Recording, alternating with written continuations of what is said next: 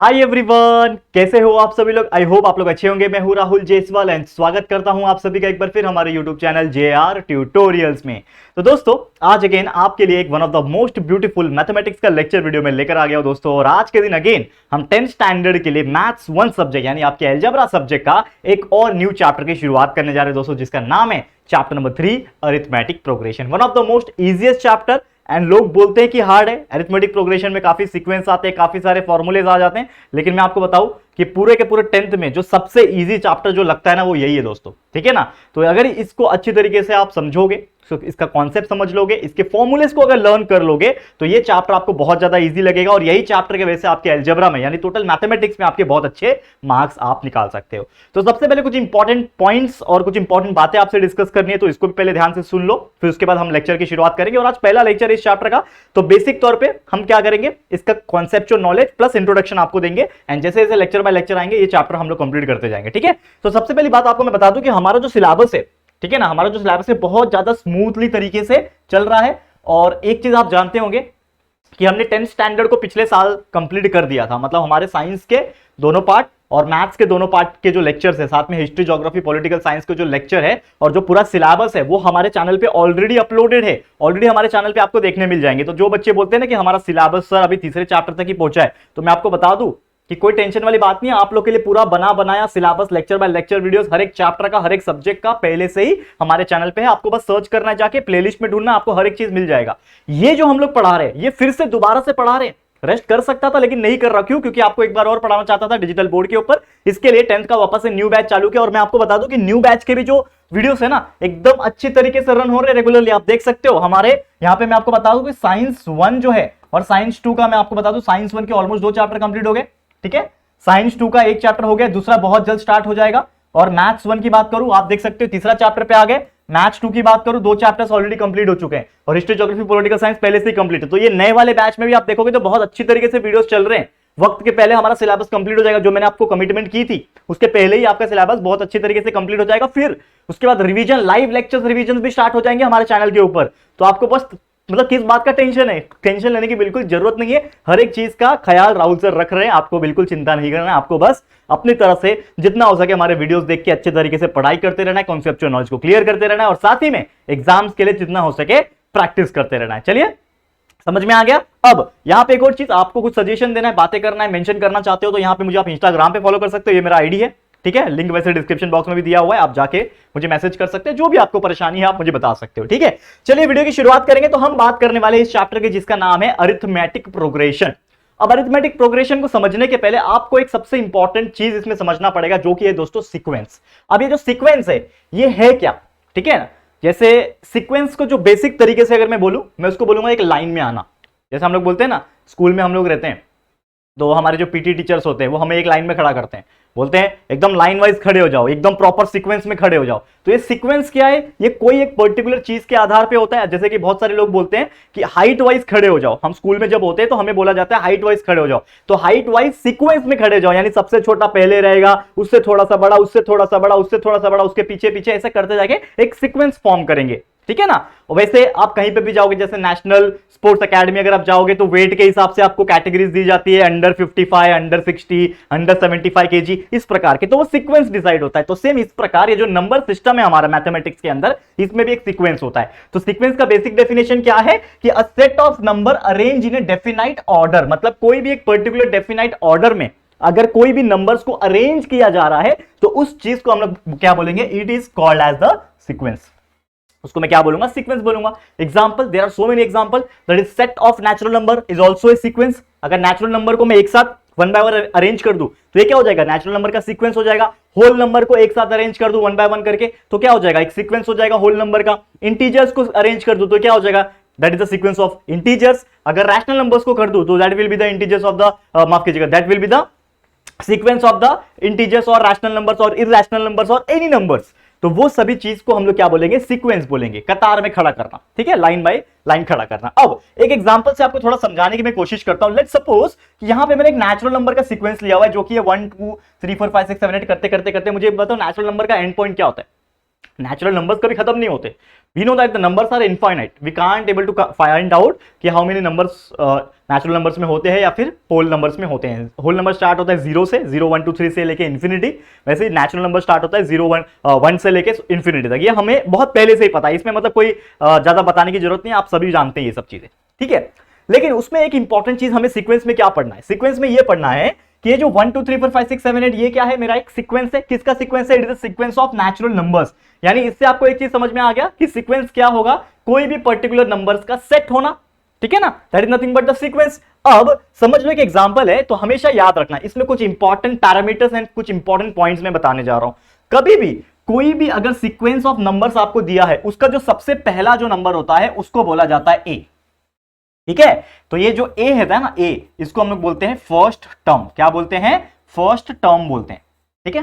Term मतलब क्या होता है, जैसे बहुत सारे नंबर्स दिए हुए हैं, तो सबसे पहला जो नंबर होगा वो टर्म क्या रहेगा? फर्स्ट टर्म रहेगा, यानी टर्म 1 रहेगा। वैसे ही सेकंड नंबर क्या होगा? सेकंड टर्म, यानी कि टर्म 2। वैसे ही तीसरा क्या रहेगा? थर्ड टर्म, यानी टर्म 3 बोल सकते हैं उसको। फोर्थ नंबर क्या रहेगा? फोर्थ टर्म, यानी टर्म 4 भी बोल सकते हैं उसको। वैसे fifth term, six term, 7th 8 करते करते बहुत सारे टर्म हो सकते हैं, जितने भी नंबर्स हमें उस वक्त वहां पे उस क्वेश्चन में हमें दिए हुए। तो यहां पे हमारे पास 8 दिए हुए। वैसे तो नेचुरल नंबर तो इंफिनिटी तक होते हैं, ये हम जानते हैं, ठीक है। लेकिन यहां पे फिलहाल में समझ लो कि 8 तक दिए हुए, तो उसके अकॉर्डिंगली मैं क्या बोल सकता हूं कि मेरे पास यहां पे जो मेरा फर्स्ट टर्म है वो क्या है? That is a. ए मेरे लिए क्या है? फर्स्ट टर्म है। और फर्स्ट टर्म को हम लोग एक और तरीके से लिख सकते हैं, जिसको हम लोग बोलते हैं T1। T1 मतलब टर्म नंबर 1, ठीक है। वैसे मुझे बताओ कि यहां पे टर्म नंबर 1 का वैल्यू कितना दिया हुआ है, मुझे बताओ। तो टर्म नंबर 1 बोल लो या फिर उसको ए बोलते हैं। A is equal to T1 is equal to कितना है? 1 है। उसी प्रकार मुझे बताओ T1 का वैल्यू कितना है? ए का वैल्यू या फिर T1 का वैल्यू कितना है? 1 है। वैसे मुझे बताओ T2 को कितना वैल्यू है यहाँ पे? टर्म 2 का वैल्यू कितना है? 2 है। फिर T3 का वैल्यू कितना है यहाँ पे? आप देखो 3 है, ठीक है। फिर उसके बाद देखो T4 का वैल्यू आपको दिखेगा यहाँ पे। T4 का वैल्यू कितना है? 4 है। T5 का वैल्यू कितना है यहाँ पे आपको दिख रहा है? That is 5। T6 का वैल्यू कितना दिख रहा है आपको? T6 का वैल्यू 6। तो ऐसे आपको जितने भी टर्म्स है उसके वैल्यू यहाँ पे दिख जाएंगे। तो हमेशा याद रखना सबसे पहला जो टर्म होता है उसको ए बोलते हैं, T1 भी बोलते हैं, एंड बाकी जो होते हैं ना T2 T3 T4 ये चलते चले जाएंगे। लेकिन एक इसका आखिरी भी होगा, सबसे लास्ट वाला भी होगा, तो सबसे लास्ट वाले को बोलते हैं Tn। और n मतलब नंबर, कुछ भी हो सकता है, 1 से लेके इन्फिनिटी कुछ भी हो सकता है। तो जो लास्ट वाला रहेगा ना, लास्ट टर्म बोल सकते हो आप। Tn मतलब लास्ट टर्म, मतलब जो भी आपको नंबर दिया रहेगा उसका वैल्यू, दैट इज Tn। समझ में आ गया? तो ये था टर्म। और ये जो टी वर्ड दिख रहा है ना, टी का मतलब होता है टर्म्स। क्या होता है? टर्म्स होता है। Terms is nothing but the numbers, ठीक है। समझ में आ गया? ये बेसिक चीज है। ऑलरेडी हमारा चैप्टर तो ये हमने पढ़ा के कंप्लीट किया था पिछले साल तक, तो बहुत सारे लोग बच्चे ने हमारे ये चैप्टर का वीडियोस देखा भी होगा। लेकिन जो लोग नहीं देखा है, पहली बार आए हैं सीक्वेंस पढ़ने के लिए, अरिथमेटिक प्रोग्रेशन चैप्टर पढ़ने के लिए, तो हो सकता है उनको नया लगे, लेकिन ये बहुत ईजी है। आप समझ भी पा रहे होंगे मैं क्या बताने की कोशिश कर रहा हूं। समझ में आ गया? तो टर्म क्या होता है, सीक्वेंस क्या होता है, ये आपको समझ में आ गया। अब एक और है बहुत इंपॉर्टेंट चीज जिसको हम लोग बोलते हैं कॉमन डिफरेंस। अब ये कॉमन डिफरेंस क्या होता है इसको समझो, ठीक है ना। कॉमन डिफरेंस को हम लोग डिनोट करते हैं डी से, या फिर स्मॉल लेटर डी से डिनोट किया जाता है, आपकी जो मर्जी। नॉर्मली सबसे ज्यादा जो यूज होता है वो स्मॉल लेटर डी यूज किया जाता है, ठीक है। जैसे फर्स्ट टर्म मेरे लिए क्या है? स्मॉल लेटर ए, ठीक है। वैसे ही सबसे जो दोनों के बीच में जो डिफरेंस रहेगा, that is nothing but the common difference, उसको डी से डिनोट किया जाता है। तो डी का मतलब ये होता है दोस्तों कि कोई भी दो टर्म अगर है आजू बाजू वाले, जैसे ये मेरा पहला T1 है, ये T2 T3 T4 T5 T6 ऐसे, तो आजू बाजू वाले जो टर्म है ना, उनके बीच का जो डिफरेंस होगा ना, that is nothing but the common difference. जैसे कि अगर मुझे D निकालना है तो इन दोनों के बीच का डिफरेंस क्या होगा? T2 माइनस T1 होगा। वैसे ही ये इन दोनों का डिफरेंस क्या होगा? ये वाले और ये वाले का डिफरेंस क्या होगा? D is equal to what? T3 minus T2। वैसे ही और एक D क्या हो सकता है? T4 माइनस T3 हो सकता है। मतलब अगर आप D निकालना चाहते हो तो कोई भी दो टर्म को माइनस कर दो, बड़े वाले को छोटे वाले से, यानी कि T5 रहेगा तो T5 माइनस T4 करोगे D आ जाएगा। वैसे T3 माइनस T2 कर दो, T2 माइनस T1 कर दो, T8 है तो T8 माइनस T7 कर दो, यानी कि उसके आगे वाले को उसके पहले वाले से माइनस जब करोगे, that is nothing but the common difference, ठीक है। ये समझ में आ गया? तो सीक्वेंस क्या होता है, first term, second term, third term, terms क्या होते हैं, कॉमन डिफरेंस क्या होता है, ये बेसिक चीज आपको समझ में आ गया होगा कोई भी सीक्वेंस के अंदर, कोई भी नंबर ऑफ सिस्टम के अंदर। समझ में आ गया? ये था सबसे बेसिक चीज, इस चैप्टर का पूरा कॉन्सेप्ट मैंने पढ़ा दिया अभी। और कुछ इंपॉर्टेंट बातें हैं, ये भी हम लोग आपको बता देंगे, ध्यान से देखना, ठीक है ना। ये लास्ट चीज है, इसको समझ लो। छोटा सा लेक्चर है, आज मैं स्टॉप कर दूंगा, कोई परेशानी नहीं है। आप लोग समझ लो ये लेक्चर बहुत आपके लिए मजेदार था और छोटा सा था, लेकिन इसके बाद लेक्चर्स कंटिन्यूस आएंगे, रोज आएंगे। जैसा कि आप जानते हैं हम रोज वीडियोस डालते हैं आपके लिए अलग अलग सब्जेक्ट्स के लिए, तो आप ये लगभग 3 से 4 लेक्चर के अंदर ये चैप्टर भी कंप्लीट हो जाएगा, ठीक है ना, टेंशन मत लेना, 4 5 8 जितने भी लेक्चर्स लगे हम लोग कंप्लीट कर देंगे, स्मूथली जाएंगे, कोई परेशानी नहीं है। सिलेबस बहुत अच्छी तरीके से चल रहा है और पहले वाला सिलेबस भी बहुत अच्छी तरीके से कंप्लीटेड है ऑलरेडी, व्हाइट बोर्ड वाले वीडियोस, ठीक है। तो देखने की मतलब टेंशन लेने की बिल्कुल जरूरत नहीं है। अब यहां पे देखो अरिथमेटिक प्रोग्रेशन को समझते हैं, सीक्वेंस समझ में आ गया ना। अब चैप्टर का नाम क्या है आपने देख ही लिया, चैप्टर का नाम है अरिथमेटिक प्रोग्रेशन, तो इसका कुछ तो मीनिंग होगा। तो सीक्वेंस जब आपने समझ लिया तो समझ लेना अरिथमेटिक प्रोग्रेशन का मीनिंग भी आपको समझ में आ गया। डेफिनेशन समझो, क्या बोल रहा है कि अगर कोई भी पर्टिकुलर डिफरेंस, देखो if the difference between two consecutive terms, consecutive का मतलब क्या होता है, आजू बाजू वाले, यानी T1 का कंसेक्यूटिव T2 होगा, T2 का कंसेक्यूटिव या तो T1 होगा या तो T3 होगा, समझ में आ रहा है। जैसे एग्जांपल के तौर पे अगर मैं बात करूं यहां पे कि मेरे पास है T1 T2 T3 T4 T5, ठीक है। तो कंसेक्यूटिव मतलब आजू बाजू वाले, तो T2 के लिए बाजू कौन हो गया, T1 भी हो गया T3 भी हो गया, T3 के बाजू में T2 हो गया T4 हो गया, तो ये उसके लिए कंसेक्यूटिव टर्म्स हो गए। कंसेक्यूटिव मतलब आसपास वाले टर्म्स, ठीक है, एक के बाद एक वाले टर्म्स। तो अगर दोनों के बीच का जो डिफरेंस है, यानी दो कंसेक्यूटिव टर्म्स का जो डिफरेंस है वो कांस्टेंट अगर आ रहा है बार बार, क्या आ रहा है दोस्तों, अगर वो कांस्टेंट आ रहा है तब जाके वो सीक्वेंस को हम लोग क्या बोलेंगे, अरिथमेटिक प्रोग्रेशन। वो सीक्वेंस को हम लोग क्या बोलेंगे कि वो जो सीक्वेंस है वो अरिथमेटिक प्रोग्रेशन में है। इसका मतलब क्या हुआ कि अगर मेरे पास कोई सेट ऑफ नंबर्स दिए हुए, ठीक है, जिसको हम लोग सीक्वेंस बोलते हैं, अब वो सीक्वेंस को हम चेक करेंगे, जो हमारे दो आसपास वाले नंबर है उसको हम लोग माइनस करेंगे और कॉमन डिफरेंस निकालते हैं। जैसे मैंने आपको बताया कॉमन डिफरेंस कैसे निकाला जाता है, मैंने आपको बता दिया। अब वो कॉमन डिफरेंस निकाल रहे हैं, यानी कि हम लोग क्या निकाल रहे हैं, दो कंसेक्यूटिव टर्म्स का क्या निकाल रहे हैं, डिफरेंस निकाल रहे हैं, that is nothing but the common difference D. अगर वो निकाल रहे हैं और वो जब भी हम लोग निकाल रहे हैं वो क्या आ रहा है, कांस्टेंट अगर आ रहा है, सबके लिए सेम कॉमन डिफरेंस आ रहा है, तो हम लोग सीधा सीधा बोल देंगे कि वो भैया जो सीक्वेंस हमें दिया हुआ है ना वो अरिथमेटिक प्रोग्रेशन है। कितना सिंपल सा फंडा है, एग्जांपल से समझाओ, चलो ध्यान से समझते हैं, लेकिन कुछ फॉर्मूला यहां पे दिया हुआ है, समझ लो पहले। तो Tn+1 minus Tn is equal to D, इसका मतलब क्या, ये ऑलरेडी मैंने बताया आपको, क्या बताया कि आपको अगर कॉमन डिफरेंस डी निकालना है तो आपको क्या करना पड़ेगा, Tn+1 माइनस Tn, यानी कि समझ लो कि आपके पास कुछ नंबर थे, क्या नंबर थे कि लेट्स सपोज 1 हो गया, 2 हो गया, 3 हो गया, 4 हो गया, 5 हो गया, तो समझ लो आपको कॉमन डिफरेंस निकालना है, ठीक है। तो Tn+1 मतलब समझ लो कि जो भी मैं निकालना चाहता हूं, समझ लो T2+1, n के जगह पे मैं 2 ले रहा हूं, माइनस n के जगह पे 2 ले रहा हूं, ठीक है ना, T2। तो मेरे लिए मुझे बताओ कि T2+1 मतलब क्या है, T3 है और ये माइनस T2 है, ठीक है ना। T3 कितना है यहाँ पे, फर्स्ट सेकंड थर्ड, तो T3 3 है और T2 कितना है, फर्स्ट और second, 3 - 2 will be equal to 1, तो D will be equal to what, 1। D मेरा कितना आ रहा है, 1 आ रहा है, तो इसको हम लोग बोलते हैं कॉमन डिफरेंस। ये जो डी आया मेरे लिए क्या है, कॉमन डिफरेंस है। समझ में आ गया, ये हमारा हो गया एक फॉर्मूला, याद रखना, ठीक है, that is Tn+1 minus Tn। लेकिन एक्चुअल में हम डायरेक्ट कर सकते हैं, जैसे मैंने आपको इसके पहले बताया, क्या डायरेक्ट बताया कि आपको डायरेक्ट अगर निकालना है तो डिफरेंस निकालना है तो T2 - T1 कर लो, T3 - T2 कर लो, मतलब जो भी रहेगा उसके पहले वाले से उसको माइनस कर दो, आपका आंसर डी वाला आ जाएगा, ठीक है। अब सेम T1 को A बोलते हैं, T2 निकालना है, T2 अगर निकालना है, जैसे मुझे पता है कि D निकालने के लिए मुझे T2 - T1 करना पड़ेगा, ठीक है। तो वैसे T2 अगर निकालना है मुझे, T1 तो आपको समझ लो A दिया रहेगा, लेकिन अगर T2 निकालना है तो A+D कर दो, T3 निकालना है तो A+D+D यानी कि A+2D कर दो, वैसे ही T4 निकालना है तो A+3D हो जाएगा, T5 निकालना है A+4D हो जाएगा। अब यहां पे एक छोटा सा एग्जांपल्स के थ्रू आपको मैं समझाने की कोशिश करता हूं, आपको समझ में आ जाएगा, ध्यान से देख लेना, ये लास्ट चीज है, उसके बाद तो सीधा हमारा जो नेक्स्ट लेक्चर आएगा ना उसमें सीधा एग्जांपल्स कराएंगे एंड उसके बाद सीधा प्रैक्टिस सेट पे टूट पड़ेंगे, टेंशन मत लेना। तो समझ लो कि मेरे पास कुछ नंबर है, ठीक है ना, समझ लो 2 4, देखो ध्यान से, 2, 4, 6, 8, 10, ये मेरा क्या है, सीक्वेंस हमें दिया हुआ है, ठीक है। मुझे एक बात बताओ कि इसमें सबसे पहला नंबर क्या दिया हुआ है, 2, यानी कि A का वैल्यू जिसको हम लोग T1 भी बोलते हैं, तो इसका वैल्यू कितना दिया है, 2, ठीक है। फिर मुझे बताओ दूसरा नंबर को क्या बोलते हैं, T2 बोलते हैं, तो T2 का वैल्यू कितना दिया है, 4। वैसे बताओ तीसरा नंबर क्या है, T3 का वैल्यू दिया है 6, T4 का जो वैल्यू दिया है वो 8 दिया हुआ है और T5 का जो वैल्यू दिया है वो कितना दिया है दोस्तों, 10।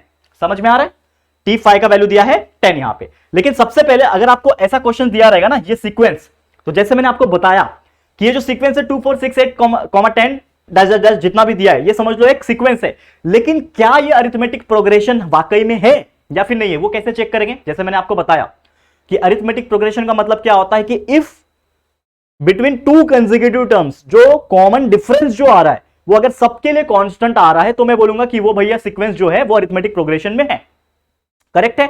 तो क्या हम लोग इसके लिए चेक कर सकते हैं कि क्या ये जो सीक्वेंस दिया हुआ है 2 4 6 8 10 ये अरिथमेटिक प्रोग्रेशन है वाकई में या नहीं है। कैसे चेक करोगे, जैसे कि हम जानते हैं हमारा मेथड क्या है, हमारा मेथड क्या है कि हम एक चीज समझते हैं, क्या समझते हैं कि अगर मुझे d निकालना है, that is nothing but the common difference, तो मुझे क्या करना पड़ता है, T2 माइनस T1 करना पड़ता है।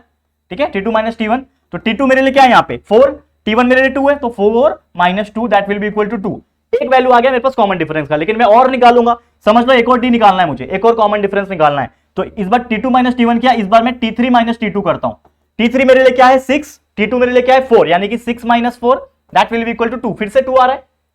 ठीक है, अब वापस से मैं एक और कॉमन डिफरेंस निकालता हूं, that is d is equal to, अब क्या निकालूंगा, T4 माइनस T3 निकालूंगा, that will be equal to, T4 8 है, T3 6 है, यानी कि 8 माइनस 6 इज इक्वल टू 2।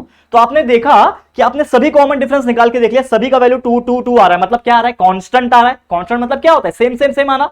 तो ये कांस्टेंट आ रहा है, तो मैं क्या बोल सकता हूं कि भैया ये जो 2 4 6 8 10 जो है ना, ये क्या है, आर इन अरिथमेटिक प्रोग्रेशन। ये अरिथमेटिक प्रोग्रेशन में है भैया, मतलब ये जो सीक्वेंस सीरीज जो दी हुई है ना, ये एक अरिथमेटिक प्रोग्रेशन का एग्जांपल है। तो यहां से हमने ये प्रूफ कर दिया। अब दूसरा क्वेश्चन इसमें ये पूछा जा सकता है कि यहां पे मुझे बताओ कि पहला टर्म, दूसरा टर्म, तीसरा, चौथा, पांचवा टर्म दिया हुआ है, ठीक है ना, तो T5 दिया हुआ है 10, लेकिन मुझे T6 अगर निकालना है, इसका अगला टर्म क्या आएगा, कौन बताएगा, कैसे निकालोगे, अगला टर्म कैसे निकालोगे, T6 मुझे चाहिए ना, T6 मुझे चाहिए। तो मुझे एक चीज पता है कि अगर मेरे को T6 चाहिए तो मैं क्या करूंगा, जो मेरा इसके पहले वाला जो वैल्यू था T5, उसको मैं कॉमन डिफरेंस से अगर प्लस कर दूं, क्योंकि इसके बाद भी जो आएगा उसके बीच में और इसके बीच में क्या होगा, एक कॉमन डिफरेंस का ही फर्क रहेगा। यानी कि अगला नंबर मुझे निकालना है, अगर अगला टर्म निकालना है, T5 तक पता है लेकिन T6 निकालना है, तो उसमें कॉमन डिफरेंस प्लस कर दो। तो T5 का वैल्यू मुझे पता है कितना है, T5 का वैल्यू 10 है, तो 10 प्लस कॉमन डिफरेंस कितना है, 2 है, तो 10 plus 2 that will be equal to 12। तो अगला नंबर क्या आएगा, 10 के बाद 12 आएगा। समझ में आ रहा है। फिर अगर T7 निकालना होता तो T6 प्लस 2 कर देता, तो T6 12 है प्लस 2 14 हो जाएगा, अगला नंबर क्या आ जाएगा 14, 16 18 करते आते रहेगा। समझ में आ रहा है। तो इसी प्रकार से एग्जाम में एग्जांपल्स पूछा जाता है। हमारा जो अभी नेक्स्ट लेक्चर जो आएगा उसमें बहुत सारे एग्जांपल्स हम सॉल्व करवाएंगे और प्लस आपको प्रैक्टिस सेट भी सॉल्व करवाएंगे। तो बिल्कुल चिंता की जरूरत नहीं है, ये आप देख सकते हो कि ये कितना इजी है, बस फॉर्मूला का खेल है, दिमाग में चीजें रखनी है, कंसेप्ट रखना है और हर एक चीज सिंपल हो जाएगा। समझ में आ गया, क्लियर है दोस्तों। तो देखो यही था हमारा आज का लेक्चर, पूरा कॉन्सेप्ट मैंने इस चैप्टर का पढ़ा दिया है आपको, स्टार्टिंग वाला। अभी और भी कॉन्सेप्ट आएंगे जैसे जैसे आगे बढ़ेंगे, लेकिन स्टार्टिंग का जो मेन कॉन्सेप्ट होता है कि सीक्वेंस क्या होता है, अरिथमेटिक प्रोग्रेशन क्या होता है, फर्स्ट टर्म क्या होता है, second term, third, fourth, common difference, ये सभी चीज एक्सप्लेन कर दिया एकदम बेहतरीन तरीके से। तो उम्मीद करता हूं कि आपको काफी ज्यादा मजा आया होगा आज के इस वीडियो में और पूरा का पूरा बेसिक कॉन्सेप्ट इस चैप्टर का समझ में आ गया होगा। तो चलिए आज के इस वीडियो में हम लोग यहां तक स्टॉप करते हैं वीडियो को, लेकिन अगला लेक्चर आप वेट कर लेना, फटाफट से आ जाएगा, कोई चिंता की बात नहीं है, ठीक है। तो आज के लिए इतना ही। ये वीडियो आपको कैसा लगा प्लीज कमेंट करना, वीडियो पसंद आए तो प्लीज वीडियो को लाइक कर देना और अपने दोस्तों के साथ शेयर करो यार। हमारे वीडियोस को जितना हो सके अपने दोस्तों तक पहुंचाओ, बहुत सारे लोग को पता नहीं है हमारे चैनल के बारे में, तो प्लीज शेयर टू एवरीवन और उनको भी बोलना आगे शेयर करने के लिए, ठीक है, तभी तो पता चलेगा ना यार। और अच्छी तरीके से पढ़ाई करते रहो, वीडियोस देखे कॉन्सेप्ट क्लियर करते रहो। और अगर फर्स्ट टाइम आए हो चैनल पे, चैनल को सब्सक्राइब नहीं किया यार, तो फटाफट से चैनल को सब्सक्राइब भी कर देना और बेल आइकन को भी प्रेस कर देना ताकि नोटिफिकेशन आपको मिलती रहेगी, ठीक है फ्रेंड्स। तो जल्दी मिलेंगे हमारे न्यू वीडियो में, तब तक के लिए thank you and good bye.